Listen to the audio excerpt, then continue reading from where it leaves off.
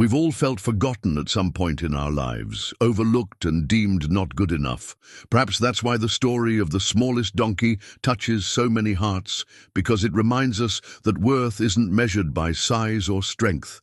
In a quiet village, there lived a donkey so small that no one wanted him. He stood alone in the stable, while bigger, stronger animals found homes. The villagers shook their heads and walked away. Even the children ignored him. But 8-year-old Lila saw something different.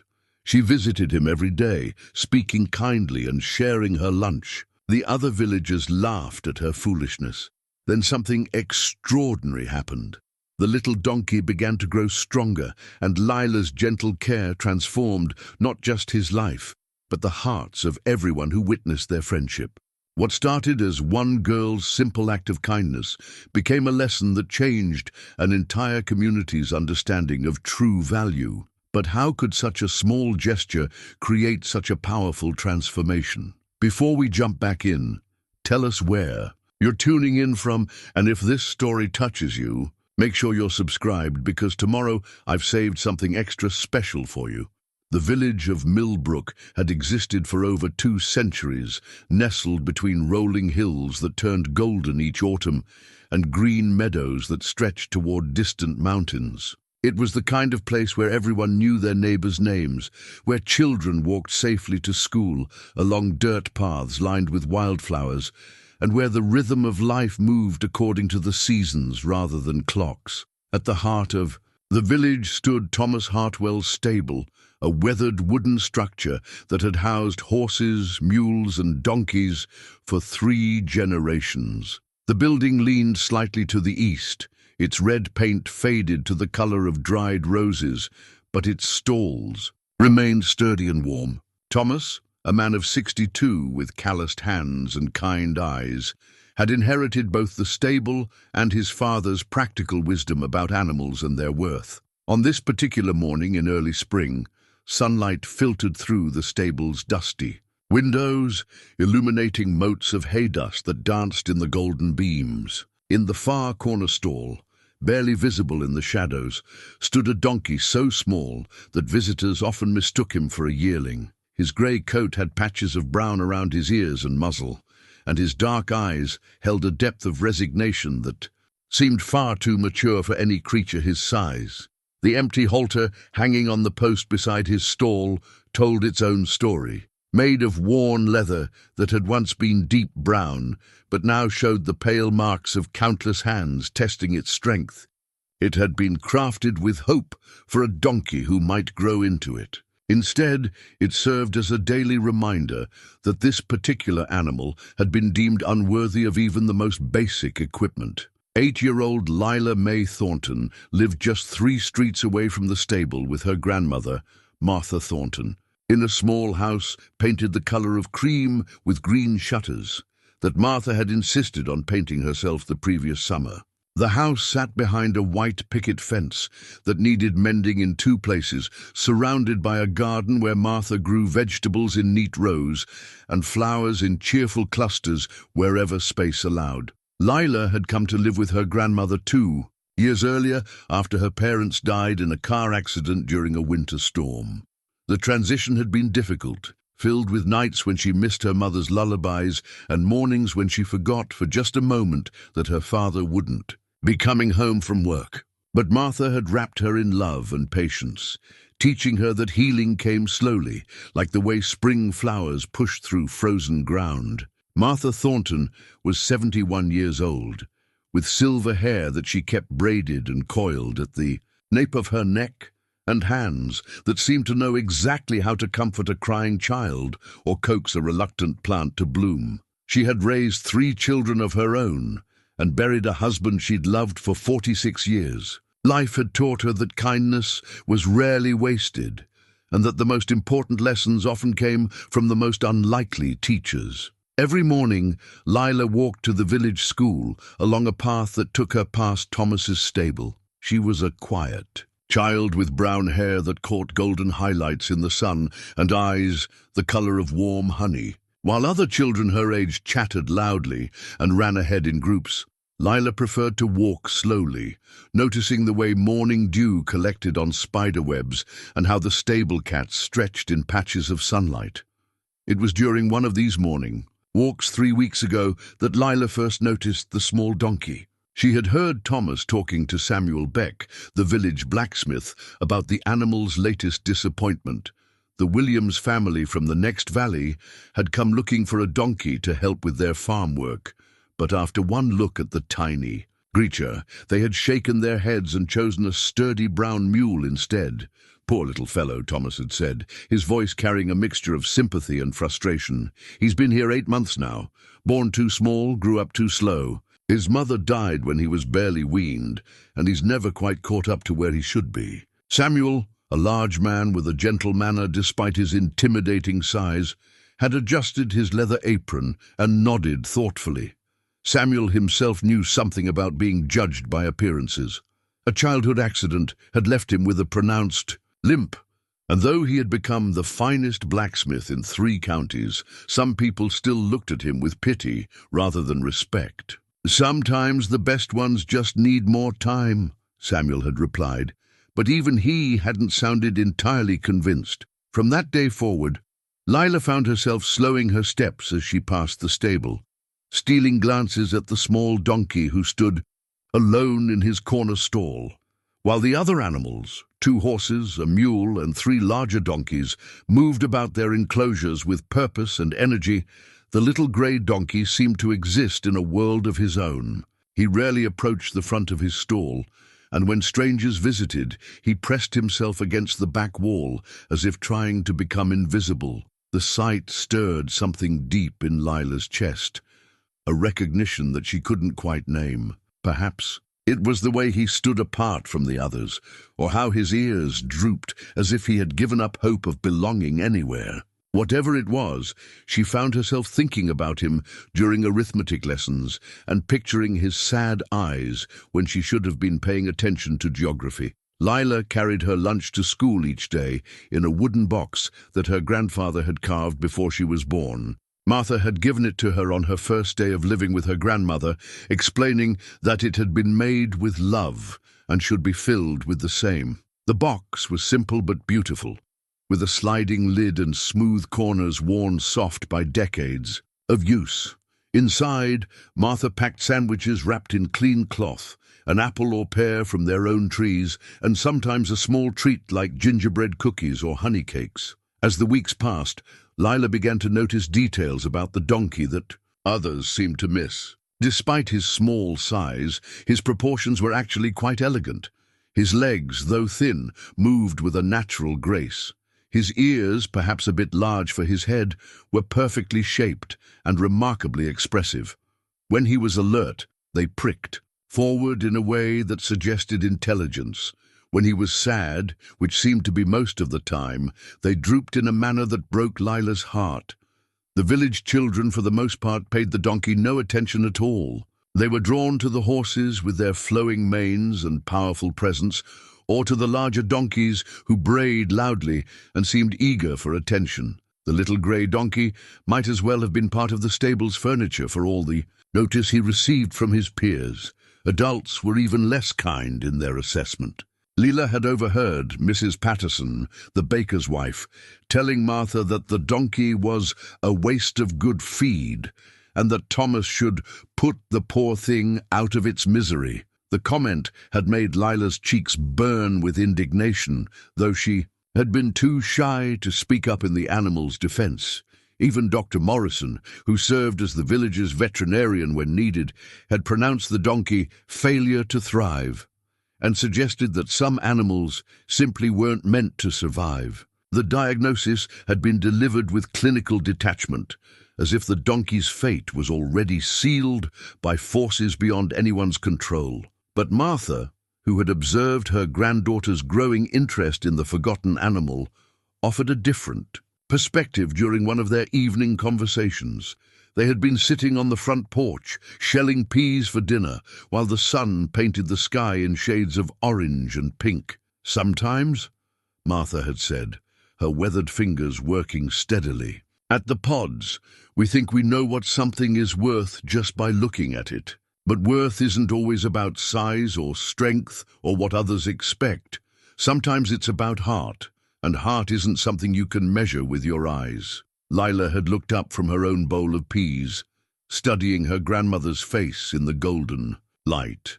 "Do you think the little donkey has heart, Grandmama?" Martha had smiled, the expression bringing warmth to her blue eyes. "I think, my dear girl, that any creature who keeps trying despite being told he's not good enough has more heart than most. The question is whether anyone will take the time to see it." That conversation had taken place on a Thursday evening. By Friday morning, as Lila walked past the stable with her wooden lunchbox tucked under her arm, she had made a decision that would change everything. Instead of simply glancing toward the donkey's stall as she usually did, she stopped walking entirely and approached the wooden fence that separated the public road from Thomas's property. The little donkey was standing in the far corner of his stall as usual. His head was lowered, and he seemed to be staring at nothing in particular. The morning sun, streaming through the stable's eastern windows, highlighted the dust motes floating in the air around him and cast gentle shadows across his grey coat. "Hello?" Lila said softly, her voice barely carrying across the distance between them. The donkey's ears twitched slightly, but he didn't raise his head or turn toward her voice. Lila waited, her hand resting on the wooden fence post, feeling the rough texture of the weathered wood beneath her palm. The sounds of the awakening village drifted around them, Mrs. Chen opening her shop, the distant sound of Samuel's hammer already ringing from the blacksmith's forge, the cheerful voices of other children making their way to school.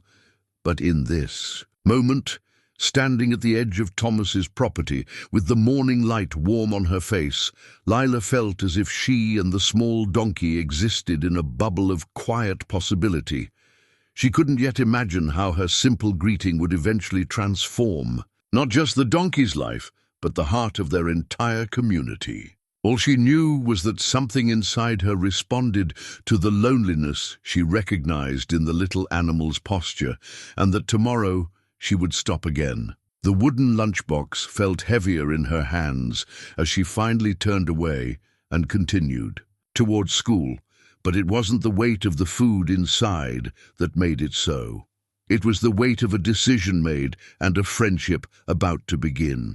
The next morning arrived with the crisp promise of spring, and Lila woke before her grandmother's gentle call. She dressed quickly in her school clothes, a blue dress with small white flowers that Martha had sewn for her birthday, and hurried downstairs to where breakfast waited on the kitchen table. Martha had prepared soft-boiled eggs with toast soldiers, just the way Lila liked them, along with a glass of fresh milk from the Morrison's cow. "You're up early today, little sparrow," Martha observed, tying a clean apron around her waist as she moved about the kitchen. "Something special happening at school?" Lila shook her head, spooning egg onto her toast with careful concentration. She hadn't told her grandmother about her decision to speak to the donkey, partly because she wasn't entirely sure what that decision meant, and partly because she wanted to keep this new feeling, this sense of purpose, close to her heart for a while longer. After breakfast, Martha packed Lila's lunch with extra care, adding a second apple to the usual contents of the wooden box. "In case you get hungry on the way home," she explained, though something in her knowing smile suggested she suspected her granddaughter might have other plans for the extra fruit. The walk to the stable seemed both longer and shorter than usual. Lila's heart beat a little faster as she approached the familiar fence, and this time, instead of simply stopping to look, she opened the gate that led into the stable yard. Thomas was nowhere to be seen, probably in the village getting supplies, as he did every Saturday morning. The donkey was in his usual spot, head lowered, seemingly lost in his own private world of resignation. But when Lila's footsteps crunched softly on the scattered hay and gravel, his ears perked forward slightly, and after a moment he lifted his head to look at her. Up close, Lila could see details that had been invisible from the road. His eyes were larger than she had realized, dark brown with flecks of gold that caught the morning light. His eyelashes were surprisingly long and delicate, giving him an almost gentle, feminine appearance despite his obvious maleness. The grey of his coat was not uniform. It was actually a complex mixture of silver, charcoal, and soft brown that created an almost luminous effect in the dappled sunlight. "Hello," Lila said again, her voice still soft but carrying more confidence than it had the day before. "I'm Lila. I walk past here every day on my way to school." The donkey regarded her with what seemed like cautious interest. His ears remained forward, pointed in her direction, but he didn't move from his position against the back wall of the stall. Years of disappointment had taught him that human attention was usually followed by judgment and rejection. Lila opened her lunchbox and withdrew the extra apple Martha had packed. It was slightly withered, one of the last from their winter storage, with skin that had wrinkled but flesh that remained sweet and crisp. She held it out toward the donkey, her arm extended through the wooden slats of his stall. "Would you like this?" she asked. "It's not the prettiest apple, but it still tastes good." For several long moments, nothing happened. The donkey stared at the offered fruit, then at Lila's face, then back at the apple. She could almost see him thinking, weighing his desire for the treat against his learned wariness of human contact. Finally, slowly, he took a single step forward, then another. When he was close enough to reach the apple, he paused again, his nostrils flaring as he caught its scent. Then, with movements so gentle they seemed almost reverent, he stretched his neck forward and carefully took the apple from Lila's palm. His lips were soft and careful against her skin, and the way he chewed the fruit, slowly savoring each bite, suggested that such treats were rare in his experience. "There," Lila said, pleased by this small success. "That wasn't so scary, was it?" The donkey finished the apple and looked at her with what seemed like hopeful expectation. But instead of producing another treat, Lila simply stood there talking to him in the same soft, steady voice she used when comforting herself during thunderstorms or when she missed her parents most acutely. "I think you're lonely," she said. "I understand about being lonely. Sometimes I feel like nobody really sees me either. But I see you. I think you're beautiful, even if you're small." As if understanding her words, the donkey took another step, closer to the front of his stall. This time, he didn't stop at a safe distance, but came close enough that Lila could have reached out and touched his nose if she had wanted to. The moment stretched between them, filled with possibility, and the beginning of trust. "I have to go to school now," Lila said eventually, though she was reluctant to leave. "But I'll come back tomorrow, and maybe I'll bring another apple." She closed her lunchbox and turned to go, but something made her pause at the gate to the stable yard. Looking back, she saw that the donkey had moved to the very front of his stall and was watching her leave. Their eyes met across the distance, and Lila felt something settle into place in her chest, a sense of connection and commitment that felt both new and absolutely right. "I'll call you Hope," she said loud enough for him to hear, "because I think that's what you need most." The name seemed to hang in the morning air as Lila hurried toward school, her lunchbox lighter now, but her heart somehow fuller than it had been an hour before. She didn't notice Thomas emerging from the feed room, where he had been measuring oats for the horse's breakfast. He had observed the entire interaction through the dusty window, and his weathered face wore an expression of thoughtful surprise. By evening, word of Lila's visit to the stable had somehow reached the ears of several villagers, as such things do in small communities where everyone's business becomes everyone else's concern. Mrs. Patterson mentioned it to Martha while purchasing bread, her tone carrying a mixture of curiosity and disapproval. "I heard your granddaughter was talking to that useless donkey this morning," she said, counting out coins for her purchase. "Thomas saw her feeding it apples. You might want to tell her not to waste good food on lost causes." Martha accepted the coins with her usual grace, but her response carried a firmness that made Mrs. Patterson's eyebrows rise slightly. "My granddaughter has a kind heart and good judgment. If she sees something worth caring about, I trust her vision more than most people's certainty. That evening, as they sat together mending clothes by lamplight, Martha broached the subject with characteristic gentleness. "Mrs. Patterson mentioned you visited the little donkey this morning." Lila's needle paused in its steady rhythm. She had been dreading this conversation, afraid that her grandmother might forbid future visits or worse, agree with the villagers who thought her interest was foolish. "His name is Hope," she said quietly, not lifting her eyes from the sock she was darning. "I gave him an apple and he wasn't afraid of me." "Hope," Martha repeated, testing the name. "That's a good name. Did you know that your grandfather once rescued an injured sparrow and nursed it back to health? Everyone said he was wasting his time, that the bird would never fly again, but he believed in giving things a chance to prove themselves." Lila looked up then, meeting her grandmother's eyes. "What happened to the sparrow?" "It flew," Martha said simply. "Not right away and not without help, but eventually it flew. And every spring after that, a sparrow would build its nest in the eaves of our house. Your grandfather always believed it was the same bird, coming back to say thank you."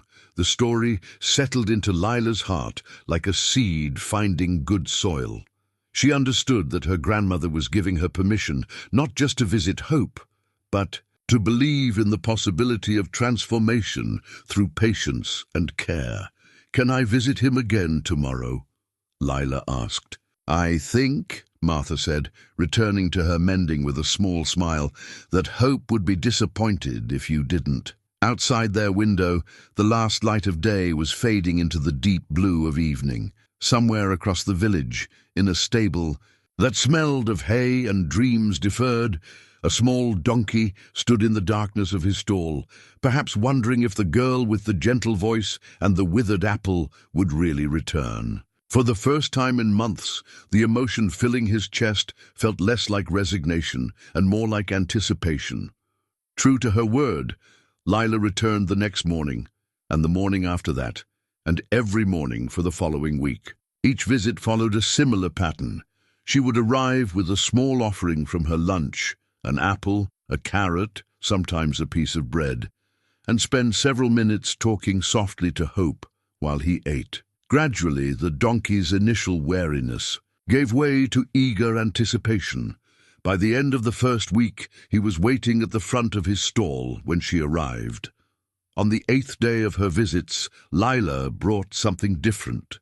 She had spent the previous evening picking wildflowers from the meadow behind her grandmother's house, delicate purple violets, white clover blossoms, and the small yellow flowers that grew wild along the stone wall. She had gathered them into a small bouquet and tied them together with a piece of blue ribbon from her sewing basket. "I thought your stall could use some brightening up," she told Hope, as she carefully arranged the flowers in an old tin cup she had found in the stable's storage room. "Everyone deserves to have something beautiful to look at." Hope watched her movements with intense interest, his dark eyes following her every gesture as she positioned the makeshift vase on a wooden ledge where both he and visitors to the stable could see it.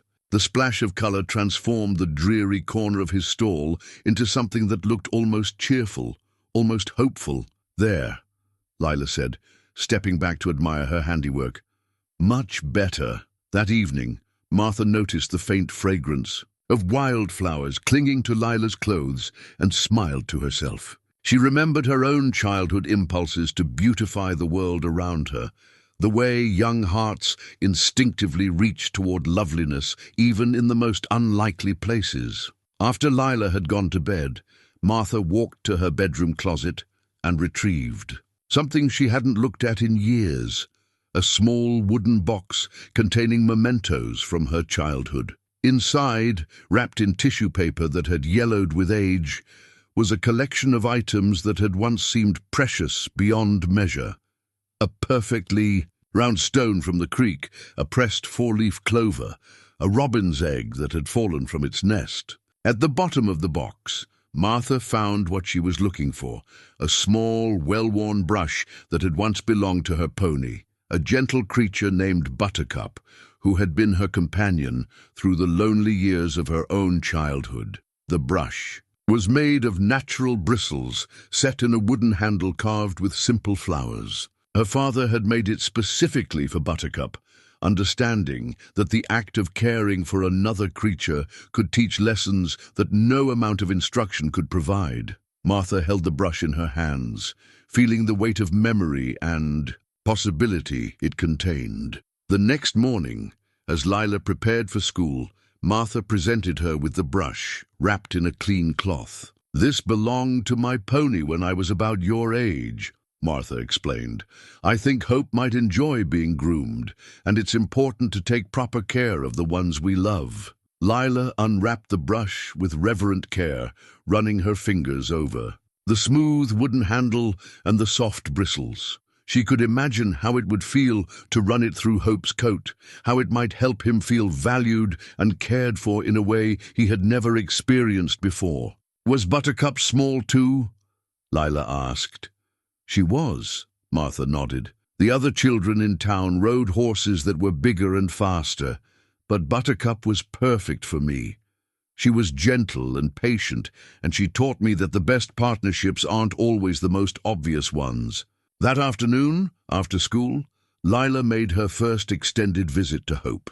Instead of the brief morning encounters that had become their routine, she spent nearly an hour in the stable, slowly introducing the donkey to the sensation of being brushed. At first, he was nervous about the unfamiliar tool, but Lila's patient persistence eventually won him over. As she worked, drawing the brush through his coat in long, gentle strokes, she talked to him about her day, her thoughts, her dreams for their friendship.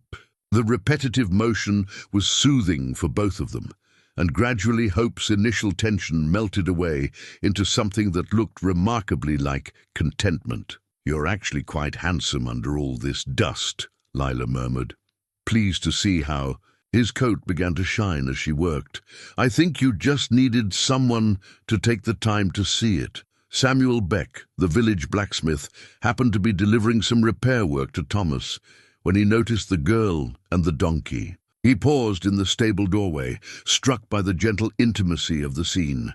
The little donkey stood perfectly still, his eyes half closed in apparent bliss, while Lila worked with the concentration and care of someone performing a sacred ritual. Samuel himself understood something about being overlooked because of physical limitations. His pronounced limp, the result of a childhood accident when a horse had stepped on his leg, had made him the subject of pitying looks and lowered expectations for most of his life. But he had learned that true strength came in many forms, and that some of the most valuable qualities, patience, kindness, determination, were often found in the most unexpected packages. "That's fine work you're doing there, young lady," he said softly, not wanting to startle either the girl or the donkey. Lila looked up, her cheeks flushing slightly at being discovered. She had been so absorbed in her task that she hadn't heard Samuel's approach. "I'm just trying to help him feel better about himself," she explained. "Everyone should have someone who thinks they're worth taking care of." Samuel nodded, understanding immediately what she meant. Animals know when someone truly cares about them. They can sense the difference between obligation and affection. As if to prove his point, Hope turned his head slightly to nuzzle Lila's shoulder, a gesture of trust and gratitude that made her heart swell with happiness. "He's actually quite intelligent," Samuel observed, watching the donkey's gentle interaction with the girl. "Look at how carefully he moves around you, how he pays attention to your voice. Intelligence isn't always about size or strength." That evening, word of Samuel's endorsement spread through the village with the speed that good news travels in small communities. If Samuel Beck, respected for his wisdom about animals and his practical judgment, thought the little donkey had merit, perhaps others had been too hasty in their dismissal. Mrs. Chen, who ran the village's small general store, mentioned to her husband that perhaps they had been unfair in their assessment of the creature. "If that sweet little Thornton girl sees something special in him, and Samuel agrees, maybe there's more to the story than we realized." But not everyone was ready to revise their opinions. Mrs. Patterson remained convinced that Lila was wasting her time and energy on a lost cause, and several other villagers continued to shake their heads when they saw the girl heading toward the stable, with her daily offerings of food and attention. The division of opinion created an undercurrent of tension in the village that Lila was only dimly aware of. All she knew was that her visits with Hope had become the best part of her day, and that each time she saw him, he seemed a little brighter, a little more confident, a little more like the companion she had somehow known he could become. 3 weeks into their friendship, Martha made a decision that would change everything. She'd been watching her granddaughter's morning departures and afternoon returns, noting the increasing lightness in Lila's step and the growing confidence in her voice when she spoke about Hope, the child who had arrived at her door 2 years ago, broken by loss and struggling to find her place in the world, was beginning to bloom like the wildflowers she brought to brighten the donkey's stall. That evening, as they sat together after dinner, Martha set down her knitting and looked directly at her granddaughter. "Lila, dear, I think it's time we had a proper conversation about Hope." Lila's heart skipped, fearing that her grandmother might have decided the daily visits were too much, that she was becoming too attached to an animal that might ultimately be taken away or worse. "I've been watching you these past few weeks," Martha continued, her voice gentle but serious. "I've seen how much joy caring for Hope brings you and how much good your attention is doing him. But if you're truly committed to helping him, we need to do this properly." From her apron pocket, Martha withdrew the well-worn brush that had once belonged to Buttercup, along with something else, a small bottle of liniment and a curry comb that had belonged to her late husband. "These were your grandfather's tools," she explained. "He believed that any animal worth caring for was worth caring for properly. But more than that, I think Hope needs more than just daily visits. He needs someone who's committed to his well-being completely." Lila's eyes widened as the full meaning of her grandmother's words sank in. I mean that if you're willing to take on the responsibility, truly take it on, then we should speak to Thomas about making this arrangement official. Hope needs proper care, regular meals, exercise, and medical attention when necessary. Are you prepared for that?" The question hung in the air between them, heavy with implications. Lila thought about the commitment her grandmother was offering. Not just permission to visit Hope, but the chance to become his true caretaker. It would mean responsibility on a scale she had never experienced, but it also meant the security of knowing that their friendship was real and permanent. "Yes," she said without hesitation. "I want to take care of him properly." Martha smiled, the expression transforming her weathered face. "Then tomorrow, we'll visit Thomas together." The next morning brought an unexpected complication. When Lila arrived at the stable for her usual visit, she found Thomas standing beside Hope's stall with Dr. Morrison, the village veterinarian. Both men wore expressions of concern, and Hope himself appeared listless, his head hanging lower than usual. "What's wrong?" Lila asked, her voice tight with worry. Thomas turned to her with surprise. He'd grown accustomed to finding evidence of the donkey being cared for. Fresh water, clean bedding that he hadn't provided, the small bouquet of wildflowers that was refreshed regularly, but he had never actually encountered the mysterious. "I caretaker before. You're the one who's been looking after him," he said, the realization dawning in his voice. "His name is Hope," Lila said firmly, moving closer to the stall. "What's wrong with him?" Dr. Morrison cleared his throat. "He's been fighting a respiratory infection.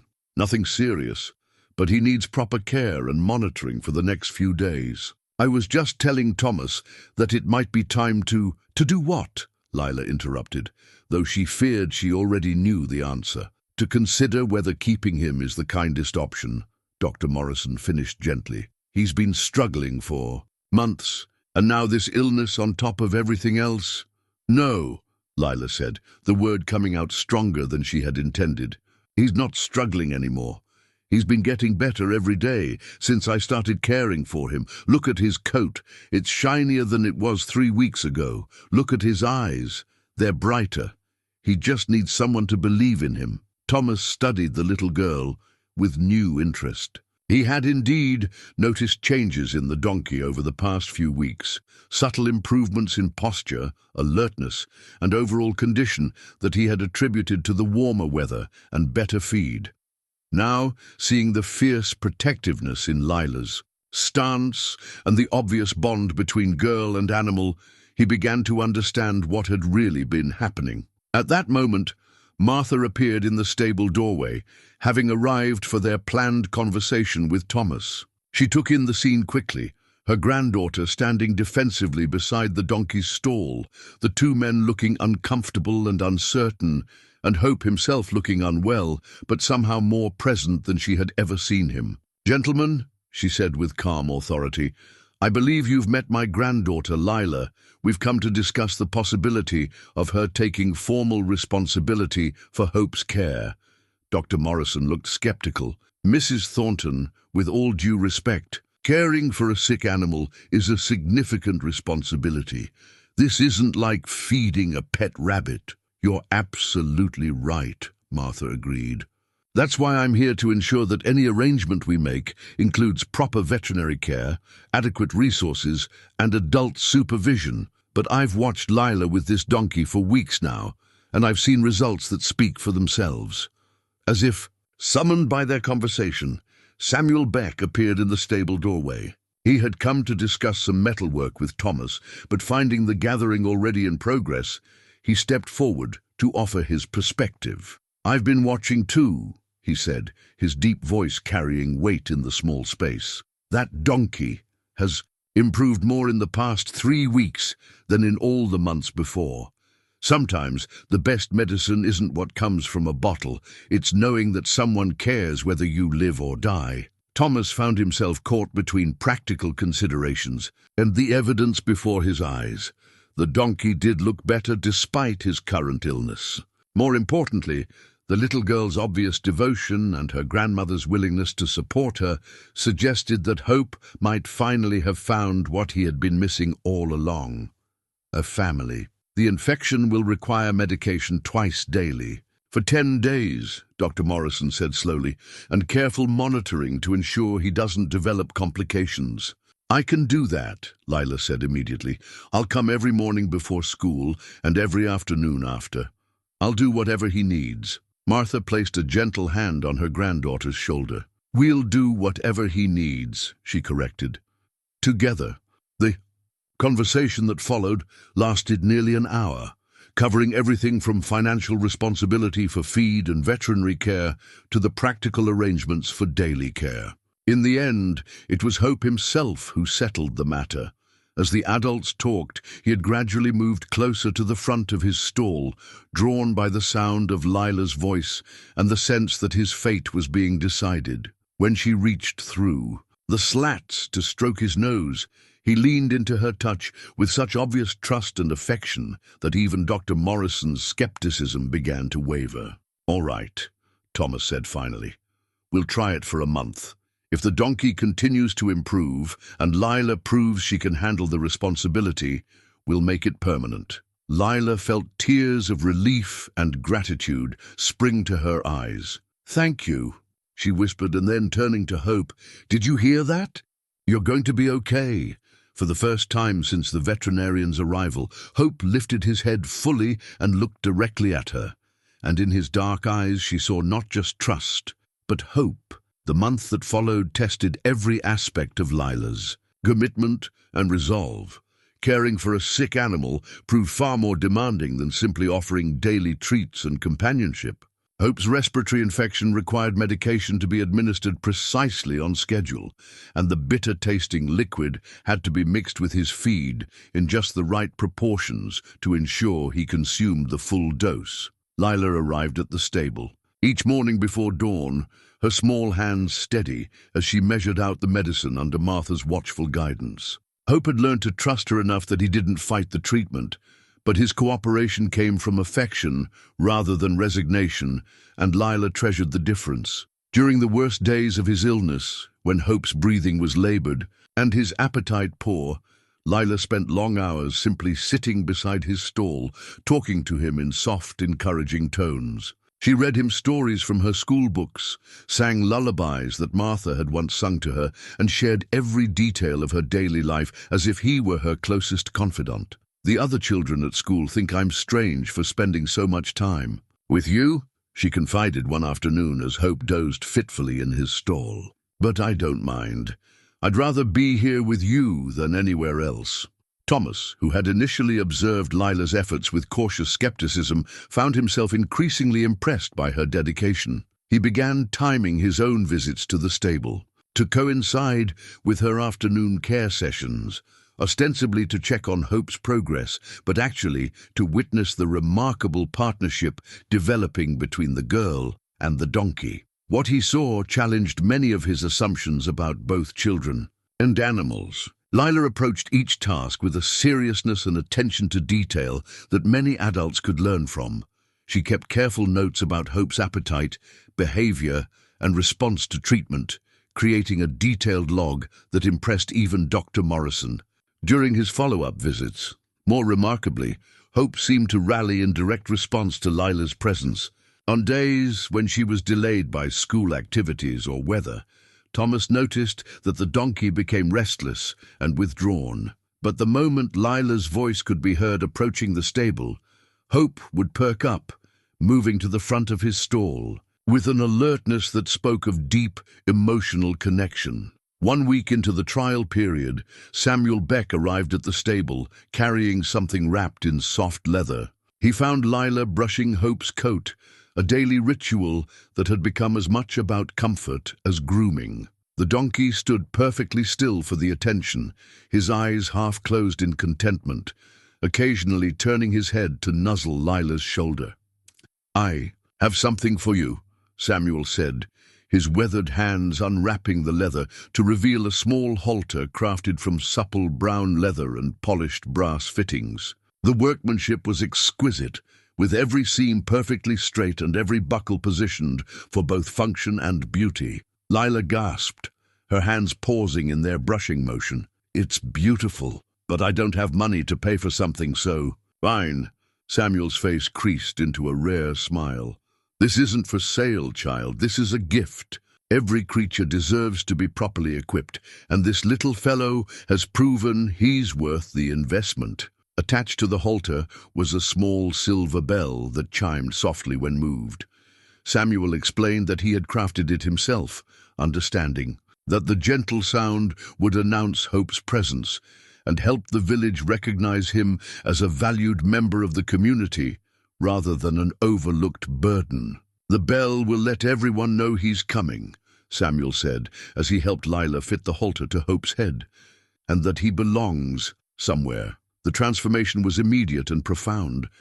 The moment the halter settled into place, Hope seemed to grow taller, carrying himself with a dignity that had been absent throughout his months of neglect. The leather was soft against his skin, the fit perfect, and the gentle chiming of the bell created a musical accompaniment to his movements that was both cheerful and somehow regal. Thomas, who had been watching from the stable's entrance, felt something shift in his chest as he observed the scene. For months, he had seen Hope as a problem to be solved or a burden to be endured. But looking at the donkey now, properly groomed, lovingly cared for, and wearing equipment that proclaimed his worth, Thomas began to see what Lila had recognized from the beginning. "He looks like a different animal," Thomas murmured. "More to himself than to the others." "He is a different animal," Martha replied from behind him. She had arrived to collect Lila for dinner and had paused to observe the halter-fitting ceremony. Love changes everything it touches if we give it time to work. That evening, as word of the new halter spread through the village, something began to shift in the collective perception of Hope and his young caretaker. Mrs. Chen mentioned to her customers that the little donkey was looking remarkably well cared for. The postman, who passed the stable twice daily, noted that the animal seemed more alert and responsive than he had ever seen him. Even some of Hope's harshest critics began to soften their stance.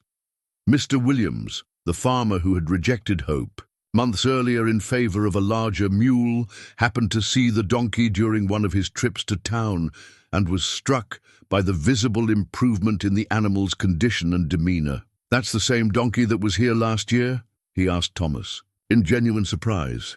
"He looks like he's gained 20 pounds and grown 2 inches taller." Thomas nodded, a note of pride creeping into his voice. "Same donkey, different care. The Thornton girl has been looking after him properly." But not everyone was ready to revise their opinions. Mrs. Patterson remained convinced that the entire situation was an exercise in futile sentimentality. She expressed her concerns to anyone who would listen, arguing that encouraging children to become attached to unsuitable animals was setting them up for inevitable heartbreak. "Mark my words," she told her neighbor, Mrs. Foster, while hanging laundry on the line. "That little girl is going to learn a hard lesson about the difference between wishful thinking and reality. Some things just aren't meant to be, no matter how much love you pour into them."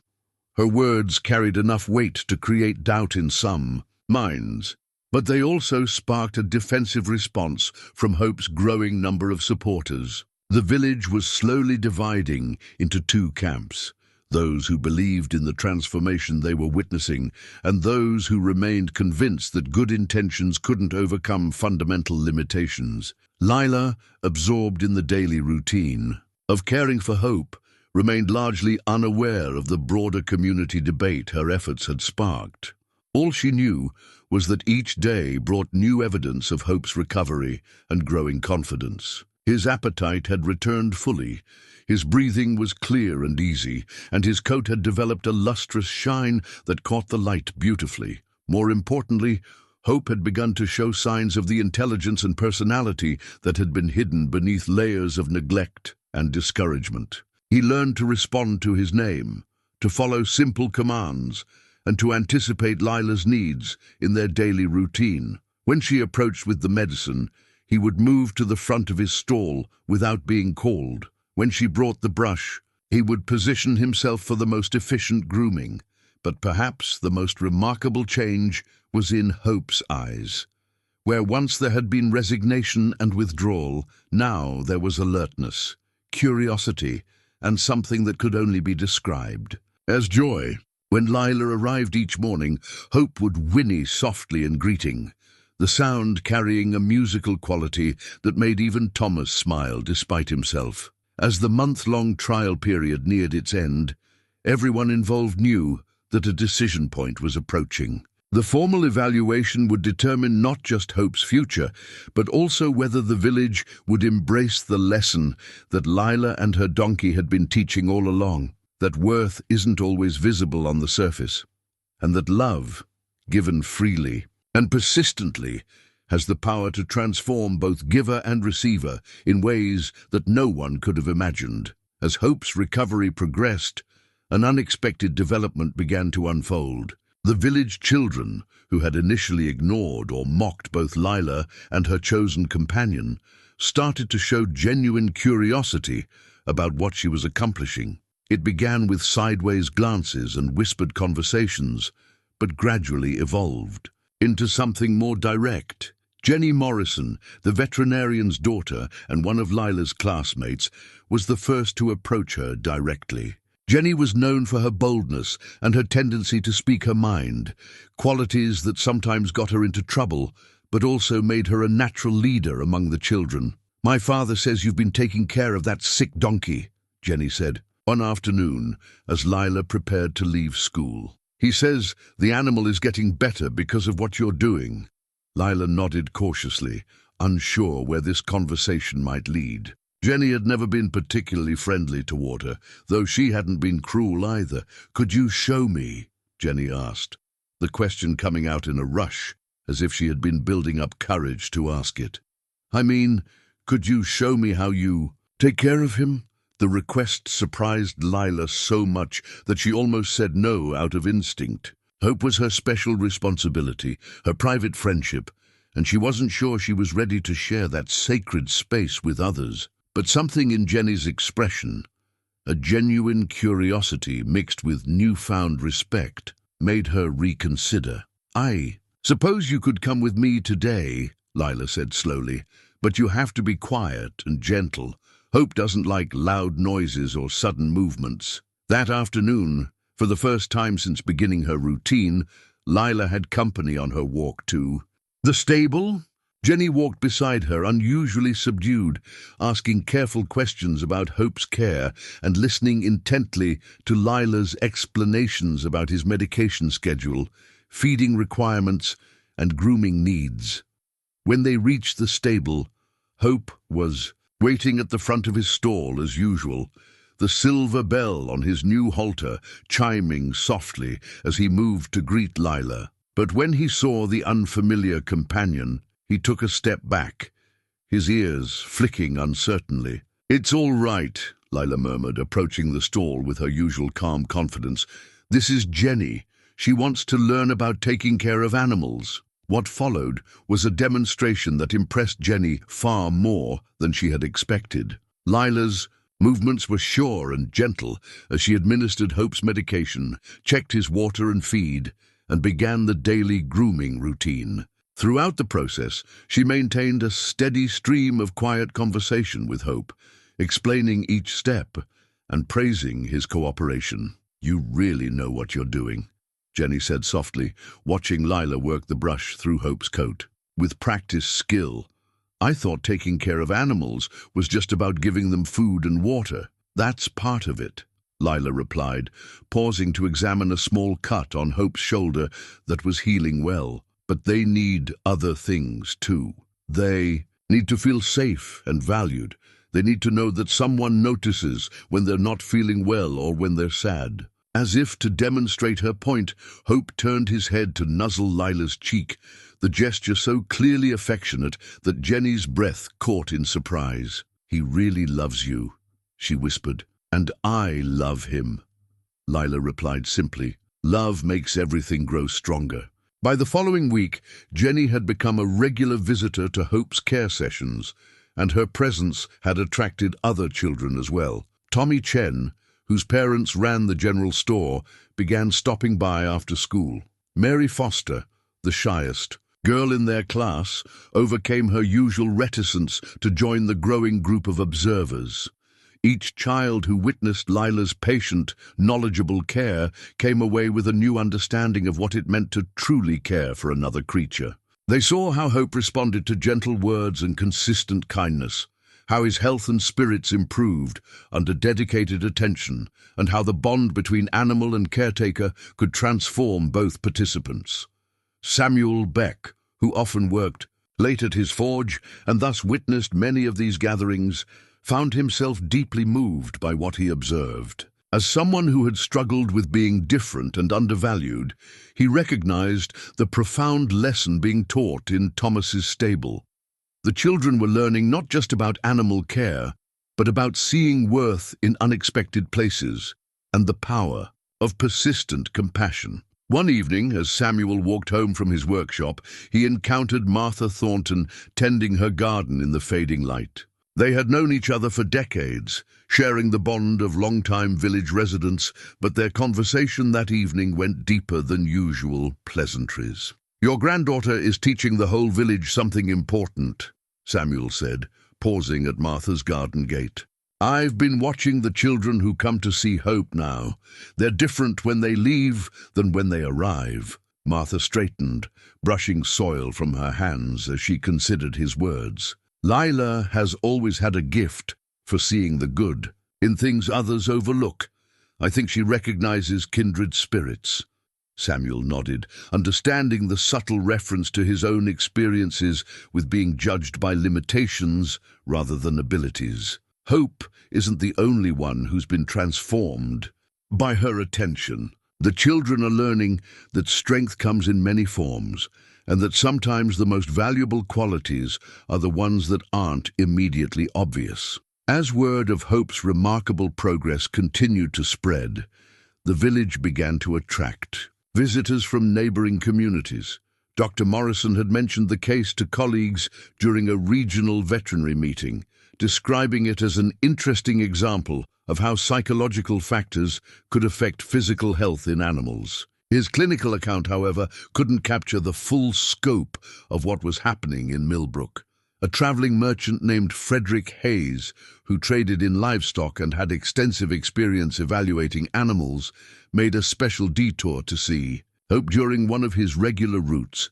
What he found challenged many of his professional assumptions about animal value and potential. Hope, now fully recovered from his respiratory infection and thriving under Lila's dedicated care, presented a striking figure. His coat gleamed with health, his posture was alert and confident, and his movements displayed a natural grace that spoke of both physical well-being and emotional security. The small silver bell that Samuel had crafted created a cheerful accompaniment to his steps, and his obvious joy in Lila's presence was unmistakable. "This is the same animal that was here 6 months ago?" Hayes asked Thomas in amazement. "The one that no one wanted?" Thomas nodded, unable to keep the pride from his voice. "Same donkey, different life." The Thornton girl saw something in him that the rest of us missed. Hayes spent nearly an hour observing Hope and Lila together, noting the donkey's responsiveness to commands, his gentle manner with the children who now regularly visited, and his evident intelligence. When he finally prepared to leave, his expression was thoughtful. "I've seen thousands of animals in my years of trading," he told Thomas. "I thought I knew how to evaluate their worth, but this has taught me something about the difference between potential and performance. That donkey has qualities that can't be measured in size or strength." What Hayes didn't mention, but what Thomas couldn't help but notice, was the way the merchant's eyes had lingered on Hope, with the calculating look of someone who recognized unexpected value. The observation left Thomas with a growing sense of unease that he couldn't quite articulate, a feeling that their peaceful routine might be about to face an unforeseen challenge. 3 days after Frederick Hayes's visit, a stranger arrived in Millbrook carrying a worn leather satchel and asking questions about the village's history. Professor Edmund Whitmore introduced himself as a researcher from the university, specializing in the documentation of rural animal bloodlines and their historical significance. His arrival might have gone unnoticed, except for his particular interest in speaking with Thomas about the animals currently housed in his stable. Professor Whitmore was a tall, thin man in his 50s, with graying hair and spectacles that caught the light when he moved his head. His manner was scholarly and precise, but there was an underlying excitement in his voice that suggested he was pursuing something more significant than routine academic research. "I understand you have a small donkey here that has recently attracted some attention," he said to Thomas, consulting notes from a small journal he carried. "A grey animal, undersized, with distinctive markings around the ears and muzzle." Thomas nodded, though something in the professor's intense interest made him cautious. "We do. He's been here about a year now. Why do you ask?" "Would it be possible to examine him? I have reason to believe he might be related to a bloodline I've been researching for several years. Animals with quite remarkable heritage, actually." That afternoon, Professor Whitmore arrived at the stable just as Lila was beginning Hope's daily grooming session. The professor's scholarly demeanor softened as he watched the gentle interaction between girl and donkey, but his attention remained focused on Hope himself. He studied the donkey's conformation with the intensity of someone looking for specific details. "Fascinating," he murmured, circling the stall while making notes in his journal. "The proportions, the bone structure, even the way he carries himself, it's exactly what I was hoping to find." "What do you mean?" Lila asked, pausing in her brushing. Something in the professor's excitement made her protective instincts flare. "Professor." Whitmore looked at her with the expression of someone about to share momentous news. "My dear girl, do you have any idea what you've been caring for all these months?" From his leather satchel, he withdrew a folder containing old documents, photographs, and what appeared to be a hand-drawn map. The papers were yellowed with age, and some bore official seals that spoke of historical importance. I've been researching the bloodlines of donkeys that once served as guides in the mountain passes of this region," he explained, spreading the documents on a wooden crate that served as an impromptu table. These weren't ordinary pack animals. They were bred specifically for intelligence, sure-footedness, and most importantly, the ability to navigate treacherous terrain that would challenge even experienced mountaineers. He pointed to a photograph that showed a small donkey standing beside a group of mountain climbers, all of them bundled in heavy winter clothing. The donkey in the picture bore a striking resemblance to Hope, down to the distinctive brown markings around his ears. "This photograph was taken in 1891, Professor Whitmore continued. "The donkey's name was Valor, and he was legendary among the mountain guides. It was said that he could sense dangerous weather conditions hours before they arrived, and that he never lost his way, even in blizzard conditions that left human guides completely disoriented." Lila stared at the photograph, her heart racing as she recognized the similarities between the historical animal and her beloved Hope. "But that's impossible. Hope is just, he's small and—" "Small, yes, but not because of poor breeding or malnutrition alone," Professor Whitmore interrupted gently. "The mountain donkeys were deliberately bred to be compact and hardy rather than large and powerful.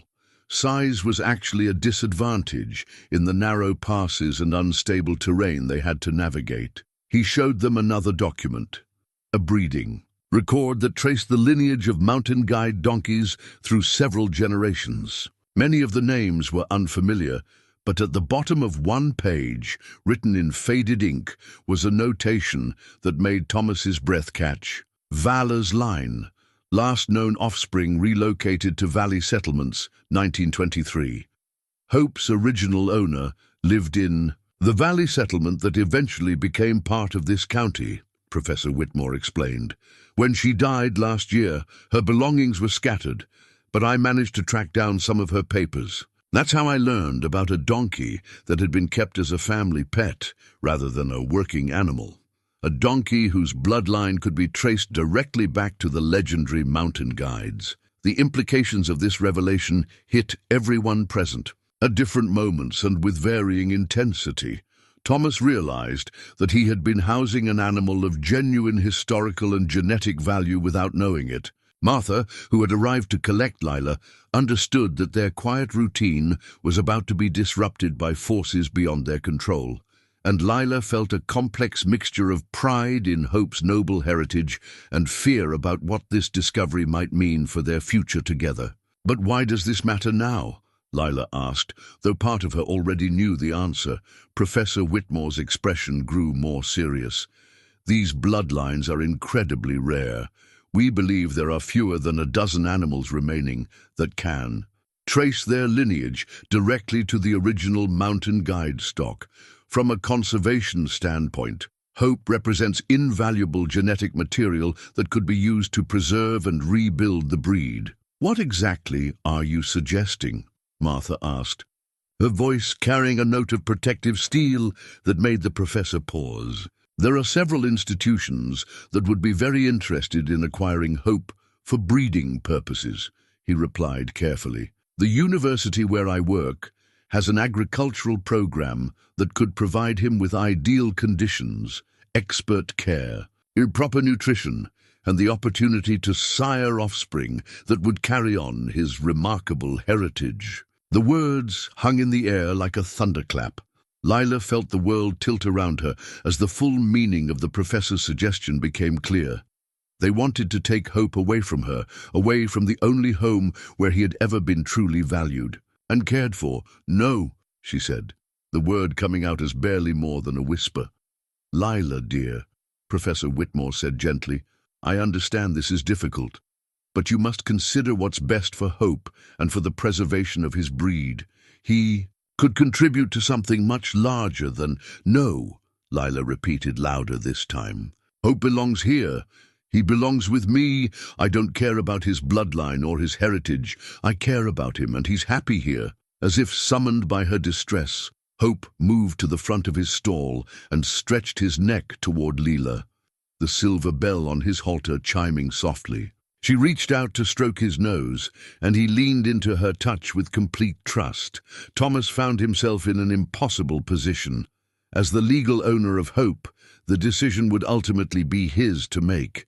But watching the bond between Lila and the donkey, seeing the obvious contentment in Hope's demeanor, he struggled with the competing claims of scientific importance and personal attachment. "Professor," he said slowly, "I appreciate the historical significance of what you've discovered. But this donkey has been through enough upheaval in his life. He's finally found stability and care with Lila. Surely that has value too, Professor." Whitmore nodded, though his disappointment was evident. "Of course it does, but we must think beyond individual attachment to the larger picture. Hope's genetics could help preserve an entire breed that played a crucial role in this region's history." That evening, news of the professor's discovery spread through Millbrook with the speed of wildfire. The story took on different colorations, depending on who was telling it. Some emphasized the historical importance of Hope's heritage, others focused on the potential disruption to Lila's life, and still others saw it as validation that there had always been something special about the small donkey they had overlooked. Frederick Hayes, the livestock trader who had visited the previous week, learned of the development through the network of merchants and dealers who carried news between villages. The information reached him just as he was planning his return route through the area, and he immediately altered his schedule to arrive in Millbrook the following day. By morning, it had become clear that Professor Whitmore's revelation had set in motion a chain of events that would test everything Lila and Hope had built together. The quiet routine of care and companionship was about to be challenged by forces much larger than village opinion or financial necessity. The question was no longer whether Hope was worthy of love and attention, but whether love and attention would be enough to keep him where he belonged. The morning after Professor Whitmore's revelation brought an unprecedented level of activity. To Millbrook's usually quiet streets, word of Hope's remarkable heritage had traveled beyond the village boundaries overnight, carried by the network of traders, travelers, and relatives who connected small communities across the region. By noon, 3 different parties had arrived with serious inquiries about purchasing the donkey. The first visitor was Dr. Helena Ashford from the Regional Agricultural College, a stern woman in her 40s who spoke about Hope in terms of genetic preservation and breeding protocols. She offered Thomas a sum that represented more money than the stable had earned in the previous 2 years, speaking of Hope as if he were a valuable commodity rather than a living creature with feelings and attachments. The second inquiry came from a wealthy collector named Mr. Harrison Blackwood, who specialized in acquiring rare and historically significant animals for his private estate. His offer was even higher than Dr. Ashford's, accompanied by detailed descriptions of the luxurious facilities where Hope would live and the expert care he would receive. But it was the third visitor who created the most distress for Lila and her supporters. Frederick Hayes returned to Millbrook with a business proposition that went beyond simple purchase. He had researched Hope's bloodline independently and proposed establishing a breeding operation in the region with Hope as the foundation stallion and himself as the managing partner. "Think of it," Hayes explained to Thomas and the small crowd that had gathered outside the stable. "We could rebuild the entire mountain guide donkey breed right here in your own community. Hope wouldn't have to leave, and the village could benefit from the economic opportunities such an operation would create." The proposal had a seductive logic that made even Hope's supporters pause to consider. If Hayes was telling the truth, Lila could maintain her relationship with Hope while contributing to something historically important. The village would gain prestige and prosperity, and Hope himself would fulfill what many saw as his biological destiny. But Martha, who had lived long enough to recognize when something sounded too good to be true, asked the hard questions that others were avoiding, "And what would Lila's role be in this operation?" she inquired, her voice carrying a sharpness that made Hayes shift uncomfortably. "Well, naturally she could continue to assist with Hope's care," he replied. "Under professional supervision, of course. The breeding operation would require specialized knowledge and expertise that an 8-year-old girl couldn't possibly possess," Martha finished for him. "In other words, you would take control of Hope's life and reduce Lila to the role of occasional visitor." Hayes's expression tightened. "Mrs. Thornton, I understand your emotional attachment to this situation, but we must be practical. A breeding operation of this magnitude requires removing Hope from the only environment where he's ever thrived." Samuel Beck interrupted, his voice carrying the weight of conviction. "I've watched that donkey transform under Lila's care. He's not just physically healthier, he's emotionally stable, confident, and happy. Those qualities matter more than genetics." The debate that followed lasted most of the afternoon, with villagers taking sides based on their own values and understanding of what was best for Hope. Some, like Dr. Morrison, argued that the scientific and historical importance of Hope's bloodline created an obligation to ensure its preservation. Others, led by Samuel and Martha, insisted that Hope's well-being and his bond with Lila should take precedence over abstract considerations of genetic value. Through it all, Lila sat beside Hope's stall, her arms wrapped around her knees, listening.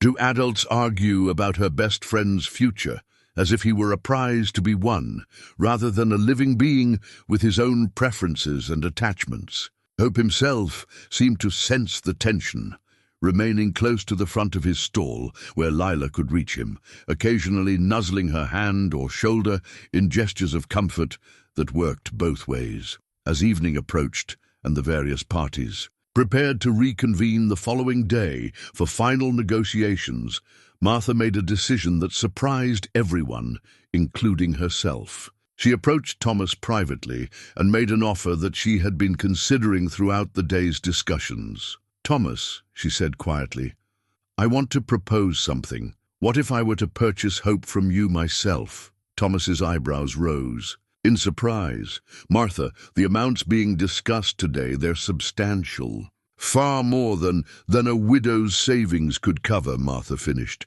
"Yes, I know, but I'm not talking about matching their offers. I'm talking about offering something they can't, the guarantee that Hope will remain exactly where he belongs, with the person who saved his life and loves him unconditionally." From her apron pocket, she withdrew a small velvet bag that contained her most precious possession, her wedding ring. The simple gold band had been on her finger for 46 years, and removing it felt like opening an old wound. But as she looked across the stable yard to where Lila sat with Hope, she knew that some things mattered more than preserving memories. "This ring represents everything I valued most in my life," she said, holding it out to Thomas. "My marriage, my family, the love that built the foundation for everything good that came after. If I sell it, along with what savings I have, I can offer you enough to maintain the stable and provide for Hope's care indefinitely." Thomas stared at the ring, understanding the magnitude of what Martha was proposing. "I can't ask you to make such a sacrifice." "You're not asking," Martha replied firmly. "I'm offering. And it's not a sacrifice. It's an investment in the most important lesson my granddaughter will ever learn, that love is more valuable than money, and that some bonds can't be bought or sold." Word of Martha's offer spread through the village. That evening, creating a groundswell of emotion that surprised everyone with its intensity. The sight of an elderly woman willing to sacrifice her most precious possession to protect her granddaughter's friendship touched something deep in the community's collective heart. By morning, a remarkable thing had happened. Samuel Beck arrived at the stable, carrying a small wooden box containing the earnings from several recent commissions, money he had been saving to expand his workshop. "For Hope's care," he said simply, adding his contribution to Martha's fund. Mrs. Chen appeared shortly after with a collection of coins and bills that represented donations from several village families. Even some, who had previously criticized Lila's attachment to Hope, found themselves moved by the depth of commitment being demonstrated. "The children took up a collection too," Jenny Morrison announced, presenting a cloth bag that clinked with the sound of pocket money, allowances and savings that the young people had pooled together. "We want Hope to stay where he's happy." But the most surprising contribution came from Dr. Morrison himself. The veterinarian who had once recommended putting Hope out of his misery arrived with an envelope containing enough money to cover Hope's medical care for several years. "I was wrong about that donkey," he admitted, his usual clinical detachment replaced by something warmer. "I diagnosed his condition but failed to see his potential. The treatment he's received from Lila has been more effective than anything in my medical bag." As the morning progressed, it became clear that Millbrook was rallying around Lila and Hope in a way that went beyond simple sentiment. The village had found a cause that brought out the best in its people, demonstrating their collective values. In a manner that would be remembered for generations, Professor Whitmore, observing this outpouring of community support, found himself reconsidering his original assumptions about what was best for Hope. "I've studied animal bloodlines for 20 years, he told Martha as they watched Lila grooming Hope with her usual patient care. "But I've never seen anything like the bond between those two. Perhaps there are different kinds of preservation, not just genetic but emotional and spiritual as well." The three outside bidders, Dr. Ashford, Mr. Blackwood, and Frederick Hayes, faced a situation they had never encountered before. They were competing not just against money, but against an entire community's determination to protect something they valued more than profit. The offers they had made, substantial though they were, suddenly seemed inadequate in the face of such unified commitment. As afternoon shadows began to lengthen across the stable yard, Thomas called everyone together for the final decision. The choice would determine not just Hope's future, but the kind of community Millbrook wanted to be. In one corner stood the forces of practicality, money, and scientific advancement. In the other stood a little girl and her donkey, supported by neighbors who had learned to value love over logic.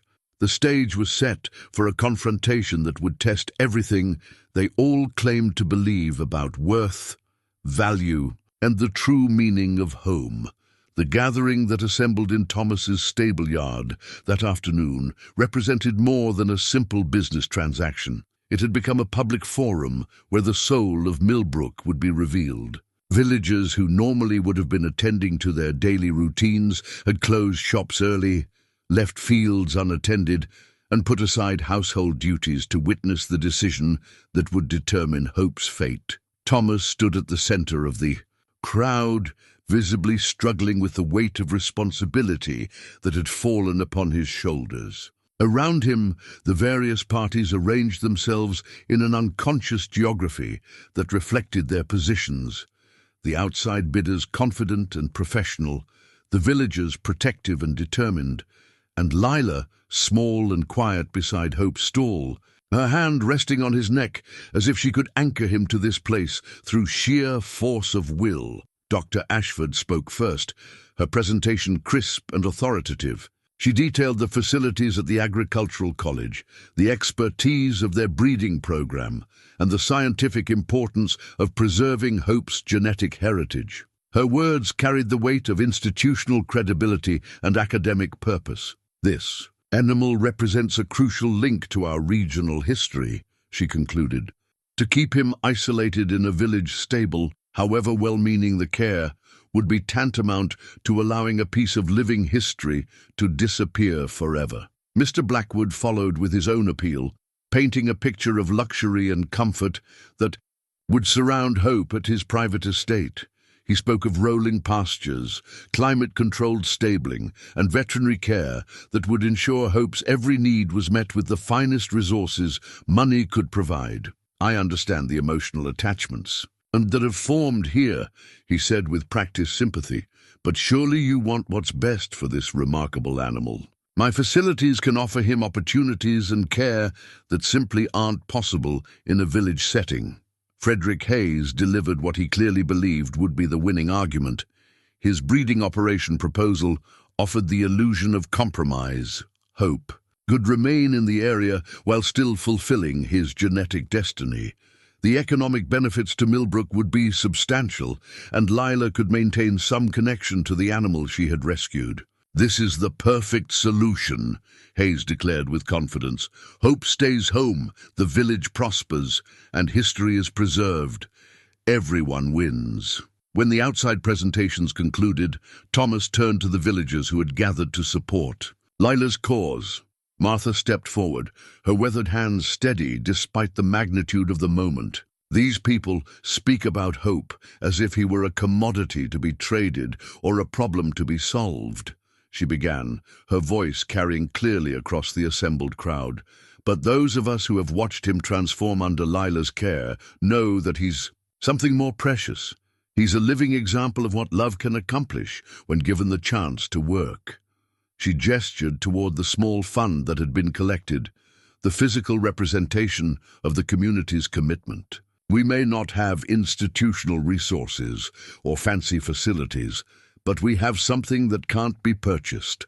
The understanding that some bonds are sacred and shouldn't be broken for any price." Samuel Beck added his voice to Martha's, his words carrying the authority of someone who understood about being judged unfairly. "I've seen what happens when people look past surface appearances to recognize true worth. Hope found his value here, in this place, with these people.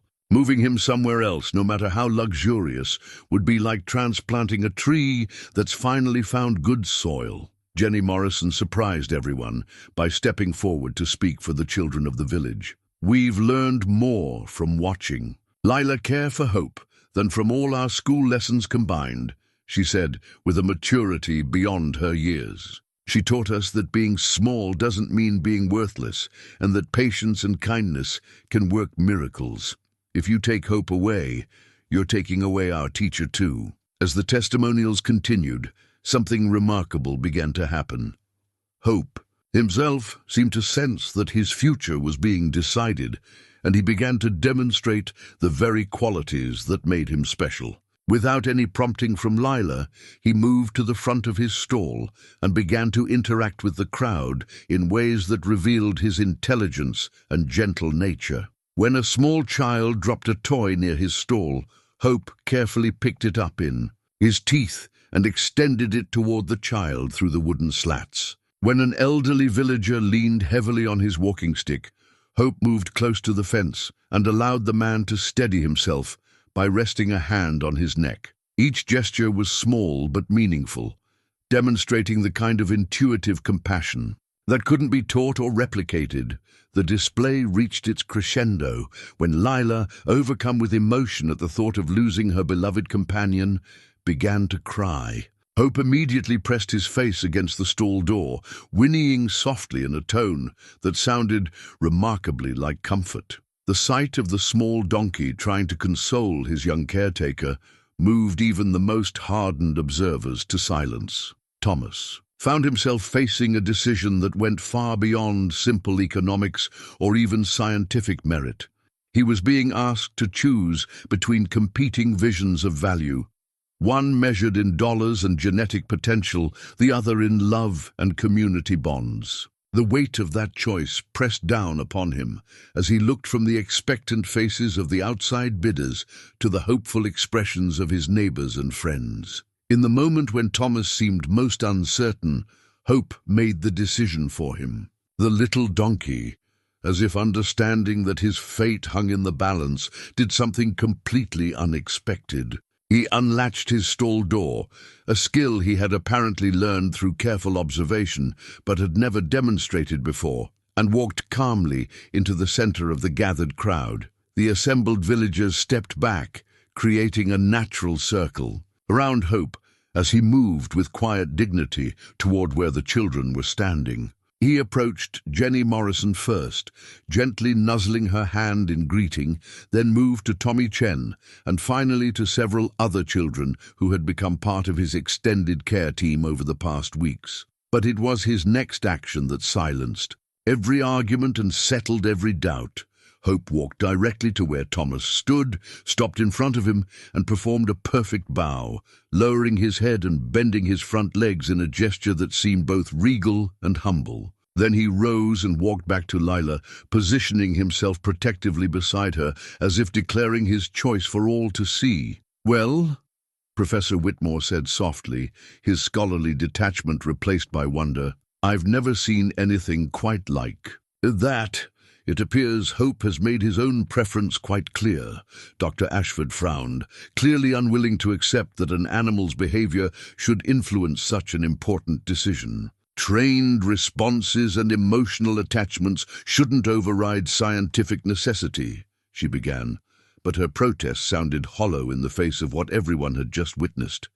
Mr. Blackwood attempted a different approach. "I'm prepared to increase my offer substantially," he announced.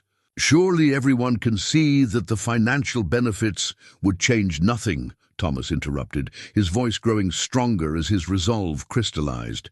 "I've seen enough to know that some things can't be measured in dollars or even in scientific importance." Frederick Hayes made one final attempt to salvage his proposal. "Think of the breeding operation," he urged. "Hope could stay here and still contribute to preserving his bloodline. You're not just making a decision for today, you're making it for future generations." It was Samuel Beck who provided the response that settled the matter once and for all. "Mr. Hayes, you talk about future generations as if they're just numbers in a breeding chart. But look around you, we have future generations right here, and they're learning lessons that are worth more than any genetic preservation program." He gestured toward the children who had gathered around Hope and Lila. "These young people have learned that worth isn't about size or strength or meeting other people's expectations. They've learned that love and patience can transform lives. They've learned that community means protecting what matters, even when it costs us something. Those are the lessons that will shape the kind of adults they become and the kind of world they create." Martha stepped forward and placed her hand on Thomas's arm. "The decision is yours to make," she said quietly. "But I want you to know that whatever you choose, this community will remember this day as the moment when we discovered what we truly value." Thomas looked around the circle of faces, some familiar from a lifetime of shared experiences, others belonging to strangers who had arrived with impressive credentials and substantial offers. His gaze lingered on Lila, who stood beside Hope, with tears streaming down her face, but her chin raised with quiet dignity. "Dr. Ashford, Mr. Blackwood, Mr. Hayes," Thomas said formally, "I appreciate your offers and I understand the arguments you've made, but Hope has been through enough upheaval in his short life. He's finally found where he belongs, and I won't be the one to uproot him again." The collective sigh of relief from the villagers was audible, but Thomas wasn't finished speaking. "More than that," he continued, "I've learned something important from watching this situation unfold. Value isn't just about what something can produce or achieve, it's about what it represents and inspires. Hope has already contributed more to this community through his relationship with Lila than any breeding program could accomplish." He turned to address the crowd directly. "Hope will remain here, in Millbrook, under Lila's care, and if anyone wants to study his bloodline or learn about his heritage, they're welcome to do so right here, where he's happy and thriving." Professor Whitmore stepped forward, extending his hand to Thomas with a smile that held genuine respect. "I came here thinking about genetic preservation," he said, "but I'm leaving with a better understanding of what preservation really means. Sometimes it's not about maintaining bloodlines, it's about maintaining the bonds that give life meaning." As the outside bidders departed, some with grace and others with obvious disappointment, the villagers gathered around Hope and Lila in celebration. But the true victory wasn't in keeping hope in Millbrook.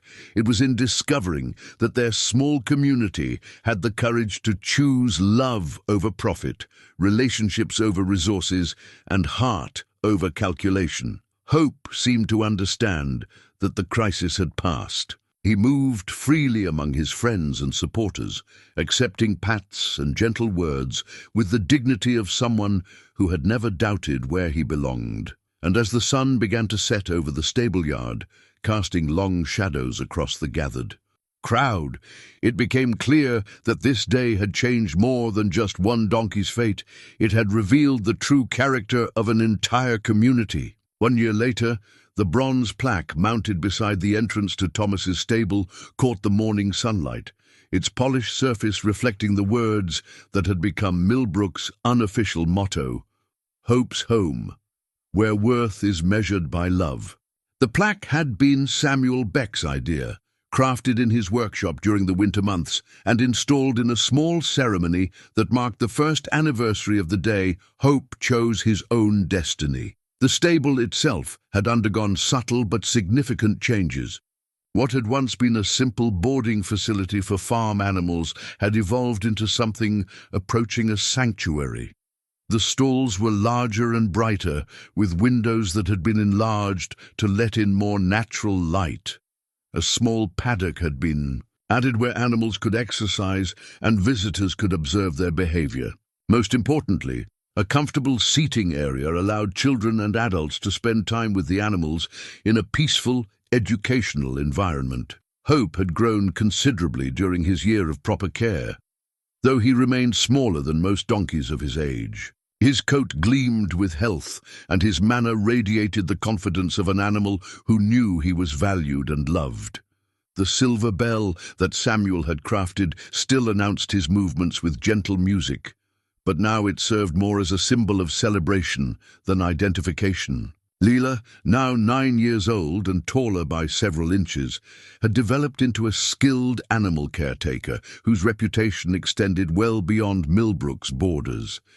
Visitors often remarked on her intuitive understanding of animal behavior and her ability to communicate complex concepts about care and compassion to children and adults alike. She had become, without intending it, a teacher whose classroom was the stable and whose curriculum was kindness. The transformation extended beyond just Hope and Lila.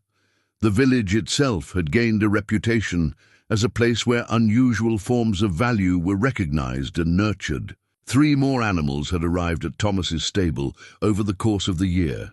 A blind horse that a farmer had intended to put down, a 3-legged dog that had been abandoned by the roadside, and a goat with a nervous disposition that made it unsuitable for commercial milk production. Each had found care and purpose under the guidance of Lila and the growing group of children who had learned to see potential where others saw limitations. Jenny Morrison had developed a particular talent for working with the nervous goat, discovering that patient, quiet interaction could calm the animal's anxiety and allow its gentle nature to emerge. Tommy Chen had become the blind horse's primary companion, learning to guide the animal safely around the paddock and marveling at the horse's ability to navigate by sound and scent once it learned to trust its human partner. The success of these rehabilitation efforts had attracted attention from veterinary schools and animal welfare organizations throughout the region. Dr. Morrison, once skeptical of emotional approaches to animal care, had become one of Hope's story's most enthusiastic advocates, often bringing visiting colleagues to observe the techniques being employed at the stable. Professor Whitmore had kept his promise to document Hope's bloodline and story, but his resulting book had taken an unexpected form. Instead of a dry academic treatise on genetic preservation, he had written a compelling narrative about the relationship between humans and animals, using Hope and Lila's partnership as the central example of how understanding and compassion could unlock potential that traditional assessment methods might miss. The book's publication had brought a steady stream of visitors to Millbrook, families seeking to learn about animal care, students researching human-animal bonds, and occasionally individuals who had heard Hope's story and wanted to witness the transformation for themselves. The village had learned to accommodate these visitors gracefully, with several residents opening their homes as bed and breakfasts, and Mrs. Chen expanding her general store to include books and educational materials about animal care. Martha, now 72, had never regretted her decision to sacrifice her wedding ring for Hope's future. In fact, she often said it was the best investment she had ever made, yielding returns in joy and community pride that far exceeded any financial calculation. The ring itself had been purchased by an anonymous benefactor who returned it to her 6 months later with a note saying that some sacrifices were too meaningful to be permanent. Samuel Beck had expanded his workshop to include the creation of specialized equipment for animals with disabilities or special needs. His reputation for crafting beautiful, functional pieces had spread throughout the region, bringing economic benefits to the village while allowing him to pursue work that felt deeply meaningful. Thomas himself had undergone perhaps the most significant transformation of all. Once focused primarily on the practical aspects of animal boarding, he had developed into something approaching a philosopher of animal care. He spoke regularly at regional conferences about the importance of recognizing individual potential in animals and the economic benefits of patient, compassionate treatment. On this particular morning, as Lila approached the stable for her daily routine with Hope, she carried with her a special cargo, a new arrival that would test everything the community had learned about seeing worth in unexpected places. In a small carrier was a kitten, barely 6 weeks old, with only one eye and a pronounced limp that made walking difficult. Mrs. Patterson found her behind the bakery, Martha had explained the night before. She was going to take her to Dr. Morrison to be put out of her misery, but I thought perhaps Hope might have a new friend. Hope was waiting at his stall as usual, the silver bell announcing his movement as he came forward to greet Lila. But when she opened the carrier and the small, imperfect kitten emerged, something magical happened that reminded everyone present why they had fought so hard to keep Hope where he belonged. The donkey, with infinite gentleness, lowered his grate ahead until he was at the kitten's level and breathed softly on the tiny creature. The kitten, instead of showing fear, stumbled forward on its 3 good legs and rubbed against Hope's nose in a gesture of trust that needed no explanation. As Lila watched this first meeting between Hope and what would become his constant companion, she understood that their story was not an ending, but a beginning. The lessons learned, the bonds formed, and the values discovered during Hope's crisis had created something far more valuable than any breeding program or scientific study could have produced. They had created a legacy of compassion that would continue to transform lives for generations to come.